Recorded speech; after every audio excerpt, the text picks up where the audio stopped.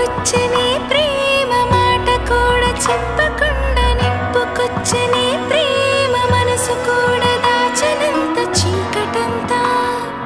పగటిలాగా పండగేదో చేసినంట పిచ్చి పిచ్చి ఊహలన్నీ కలలనెత్తుకెళ్ళినంట